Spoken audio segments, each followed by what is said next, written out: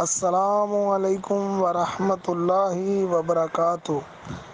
اللہ رب العزت نے قرآن پاک میں ارشاد فرمایا، یا ایھا الذین آمنوا انما المشرکون نجس، اے ایمان والو مشرک نرے ناپاک ہیں۔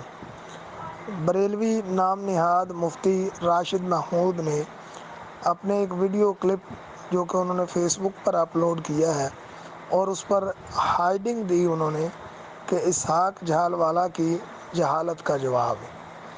کسی علامہ صاحب کے بارے میں یا کسی مفتی صاحب کے بارے میں اس طرح کے الفاظ، اور وہ بھی جو فوت ہو گئے، تو پھر انہوں نے مختار ثقفی کو موضوع بحث بنا کر کچھ کتب احادیث سے حوالے وغیرہ دکھائے اور علی مرزا صاحب پر تنقید کی اور مختار کے خلاف کمزور روایتوں سے ثابت کرنے کی کوشش کی۔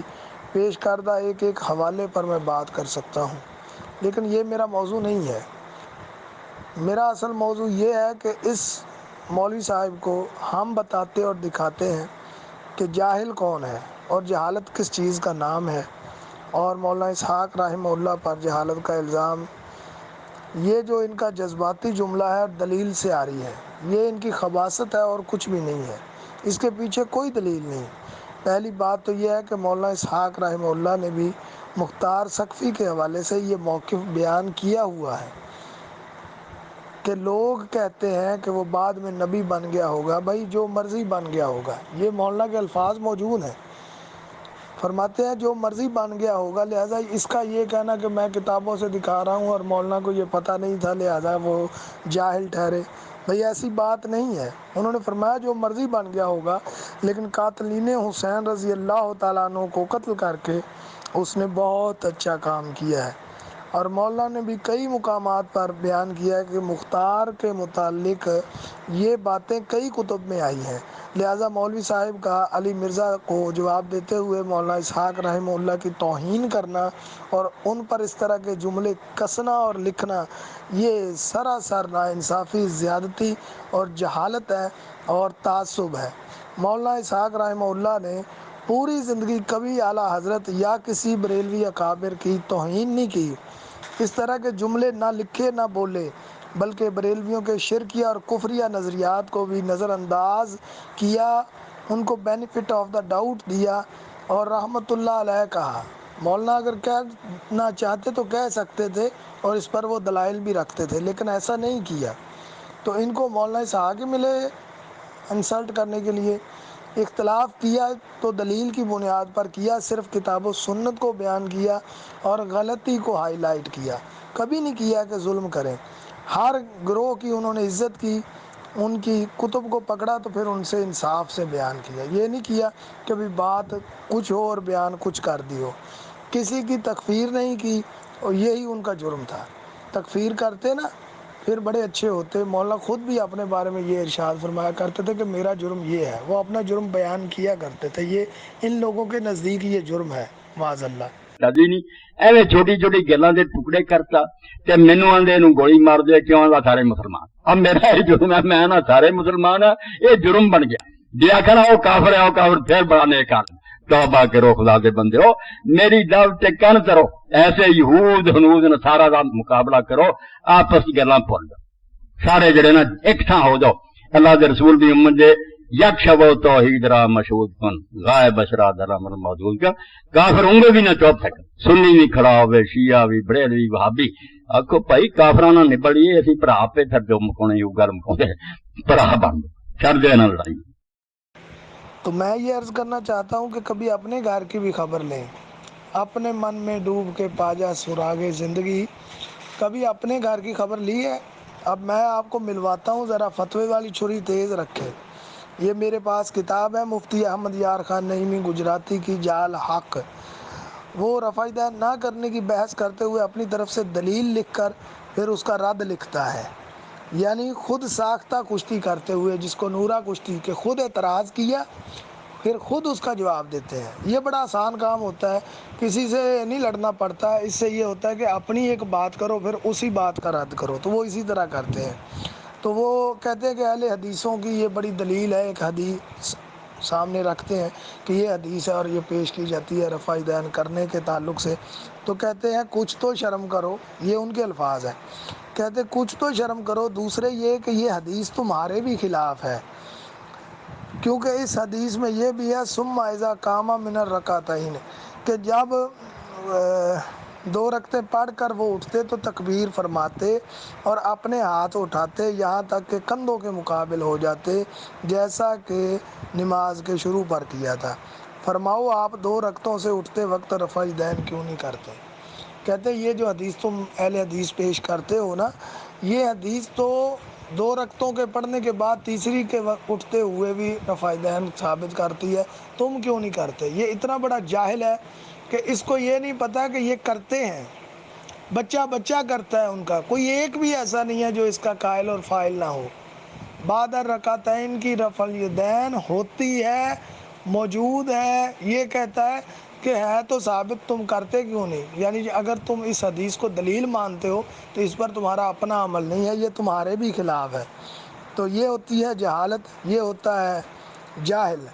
آپ کے گھر کا بابا اور مفتی جاہل، اس پر لگائیں جہالت کا فتویٰ، اگر نہ لگائیں تو پھر اس کا صاف مطلب یہ نکلتا ہے کہ آپ کو جاہل بنانے کے لیے دوسرے علماء ملے ہیں، اپنے علماء کی جہالت کو بھی جہالت نہیں کہیں گے، اگر جرت ہے تو کہیں جاہل ہے یہ، اور واقعی جاہل ہے، ورنہ کوئی ایک اہل حدیث ایسا دکھائیں جو بعد الرکعتین کی رفع دین کا قائل نہ ہو۔ مفتی کہتا ہے اس سے ثابت ہوتی ہے تم کیوں نہیں کرتے؟ بھائی تمہیں کس نے کہہ دیا نہیں کرتے؟ کتابیں لکھنے بیٹھا ہے اور پتہ کچھ نہیں، پتہ ککھ آنے کا نہیں ہے۔ اچھا جی، اب اس سے اگلی بات میں کرتا ہوں، یہ خود ہی اعتراض لکھتے ہیں مفتی صاحب اور پھر خود ہی نورہ کشتی کر کے اس کا اعتراض کا جواب۔ پہلے اعتراض جو لکھا ہے وہ الفاظ بھی دیکھیں کتنے جاہلانہ ہیں، اور کہتے ہیں نورہ کشتی کرتے ہوئے، کہتے ہیں مشکات میں ہے کہ حضور صلی اللہ علیہ وسلم نے فرمایا سیدہ فاطمہ سے کہ میں تمہاری مدد نہیں کر سکتا۔ جب آپ سے فاطمہ کی مدد نہ ہو سکی تو دوسروں کی کیا ہوگی؟ تو اس کا جواب لکھتے ہیں مفتی صاحب، کہتے ہیں یہ اول تبلیغ کا واقعہ ہے، مقصد یہ ہے کہ اے فاطمہ اگر تم نے ایمان قبول نہ کیا تو میں خدا کے مقابل ہو کر تم سے عذاب دور نہیں کر سکتا۔ دیکھو پسر نوح، یعنی نوح علیہ السلام کا بیٹا جیسے کافر تھا معاذ اللہ، اس طرح کی مثال دے رہا ہے یہ مفتی۔ اسی لیے کہتا ہے کہ مسلمانوں کو حضور ہر جگہ امداد فرمائیں گے، یہ ہے جہالت۔ کبھی اس پر بھی کلپ بناؤ مفتی صاحب، پتہ چلے آپ کے انصاف کا۔ سیدہ فاطمہ سلام اللہ علیہا نے تو گود رسول میں آنکھ کھولی صلی اللہ علیہ وآلہ وسلم۔ ایک دن ان کی زندگی مبارکہ کا ایسا نہیں کہ ان کو دعوت اسلام دی گئی ہو، کیونکہ وہ ولادت پاک سے لے کر وفات پاک تک مسلم تھیں، مومن تھیں، اور ایمان والوں کے لیے ایمان کا معیار تھی۔ وہ صرف صاحب ایمان ہی نہیں تھی بلکہ ایمان والوں کے لیے ایمان کا معیار تھی۔ لیکن آپ کا بابا کیا لکھتا ہے؟ یہ ہے جاہل، لگاؤ اس پر فتویٰ۔ آئیے میں آپ کو اگلی بھی ایک اور جہالت بھی دکھاتا ہوں، لیکن دیکھیں غور کریں کہ کتنی بڑی توہین ہے۔ اپنا مسئلہ ثابت کرنے کے لیے کہتا ہے کہ یہ تو سیدہ کو اللہ کے پیارے رسول نے فرمایا اگر تم ایمان نہ لائی تو بھائی کون سا وہ دن تھا جس دن یہ اسلام کی دعوت اور ایمان کی دعوت اسے دی جاتی ہے جو ایمان پر نہ ہو۔ مفتی نے اتنی بڑی جہالت اور اتنی بڑی گستاخی کی ہے کہ اس کو بچہ بچہ سمجھ جائے گا کہ یہ ہوتی ہے جہالت۔ تو مولانا اسحاق پر کلام کرتے ہو، میں تمہیں دکھاتا ہوں۔ پھر اگلی بات یہ کہتا ہے اسی کتاب سے، کہتا ہے کہ رب فرماتا ہے، یہاں پر بھی اعتراض خود بنایا اور پھر اس اعتراض کا جواب بھی بنایا۔ کہتا ہے رب فرماتا ہے لِيَغْفِرَ لَكَ اللَّهُ مَا تَقَدَّمَ مِن ذَنبِكَ وَمَا تَأَخَّرَ، یعنی رب تمہارے اگلے پچھلے گناہ معاف کرے۔ معلوم ہوا کہ آپ گناہ گار تھے۔ حضور علیہ الصلوۃ والسلام کی ہمیشہ اپنے لیے دعائے مغفرت کرتے تھے، اور اگر گناہ گار نہ تھے تو استغفار کیسی؟ جواب اس کے چند جوابات ہیں، یعنی جواب بھی دیتا ہے کہ یعنی یہ سوال اٹھایا جاتا ہے یہ آیت، پھر اس کا جواب دیتے ہوئے کہتا ہے کہ ذنب سے نبوت سے پہلے کی خطائیں مراد ہیں۔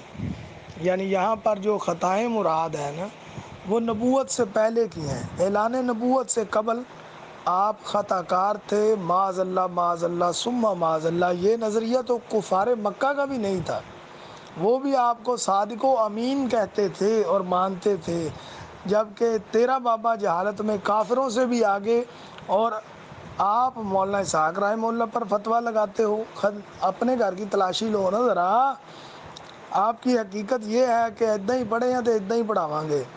آپ اپنی اداؤں پہ ذرا غور کریں، ہم اگر عرض کریں گے تو شکایت ہوگی۔ اگر آپ کے پاس کوئی انصاف ہے تو لگائیں فتویٰ کہ اس میں اتنی بڑی جرت کی گئی ہے کہ اللہ کے پیارے رسول سے اعلان نبوت سے قبل جو ہے وہ خطائیں ہوئیں۔ آپ معاذ اللہ اللہ کے پیارے رسول کے بارے میں اس طرح کے گندے الفاظ لکھے ہیں، تو میں کہتا ہوں آپ اپنی اداؤں پہ ذرا غور کریں۔ ہم اگر عرض کریں گے تو شکایت ہوگی بلکہ تکلیف ہوگی۔ اور آپ کو کس نے کہہ دیا کہ کتب احادیث آپ پیش کریں؟ آپ کی دلیل یہ روایتیں نہیں ہیں، یہ بھی میں نہیں کہتا، آپ کے امام کا قول یہ ہوتی ہے آپ کی دلیل، اور یہ بھی آپ کے بابا نے لکھی۔ یا تو پھر آپ کا بابا جاہل یا آپ جاہل۔ آپ کو کس نے حق دیا کہ آپ حدیث سامنے رکھ کے کہیں کہ یہ میں حدیثوں میں سے آپ کو دکھاتا ہوں؟ کس نے حق دیا؟ آپ کا بابا تو کہتا ہے ہماری یہ روایتیں دلیلیں ہی نہیں ہیں، ہمارے دلائل یہ روایتیں نہیں ہیں، وہ اتنا کہتا ہے۔ اگر آپ کو اتنا ہی شوق ہے کتب احادیث سے استدلال کرنے کا تو جاؤ، میرا چیلنج ہے، آپ کے گھر کا مسئلہ پیش کرتا ہوں، ایک حدیث پیش کر دو اس مسئلہ پر، صرف ایک حدیث پیش کر دو، میں مان لوں گا کہ آپ اہل سنت ہیں، آپ والجماعت ہیں، آپ سچے ہیں۔ صرف ایک مسئلہ میرا چیلنج ہے۔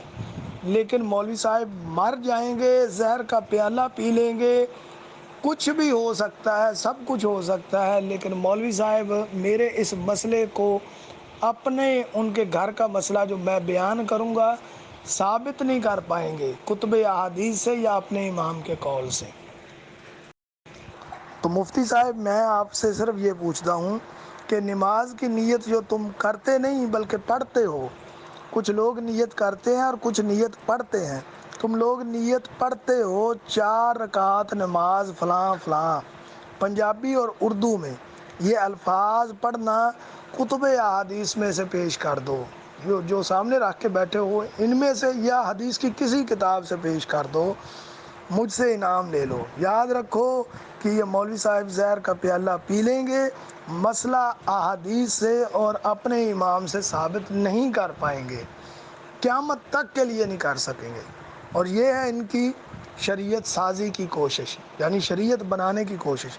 مسئلہ ان کے ہاں موجود ہے، بھائی شریعت ساز تو اللہ ہے، آپ کو کس نے حق دیا کہ آپ مسئلہ اپنے پاس سے بنائیں اور اس کو پھر شریعت کا حصہ بنا دیں، اسی پر آپ کا عمل ہو؟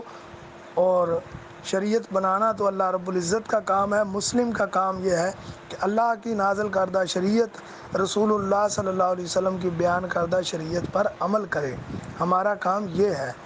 تو یہ لوگ رب رسول کے مقابلہ میں یہ شریعت ان لوگوں نے بنائی ہے، اگر نہیں بنائی تو کتاب میں سے نکال کے دکھا دیں کہ پنجابی اردو میں اس طرح سے نیت پڑھی جاتی ہے، اور جہالت کے فتوے دیتے ہیں، نیک لوگوں پر تہمت لگاتے ہیں۔ ان کو چاہیے کہ کچھ ہوش کے ناخن لیں، آپ اپنی اداؤں پہ ذرا غور کریں، ہم اگر عرض کریں گے تو شکایت ہوگی۔ تو مولانا رحمہ اللہ پر اس شخص نے جو بہتان لگایا تھا، اسی وجہ سے ہم نے اس کی کلاس لگائی ہے، ورنہ ہم کوئی ایسے ویلے ہیں نہیں کہ اس جیسے فضول اور نکمے آدمی کے ساتھ بحث کریں۔ تو علی مرزا صاحب کے ساتھ اختلاف اپنی جگہ، لیکن جو بات انہوں نے یہ کی تھی نا وہ 100% صحیح تھی کہ یہ بچہ ہے، بلکہ بچوں سے بھی کیا گزرا ہے، یہ بندہ کچھ بھی نہیں ہے اس کے پلے۔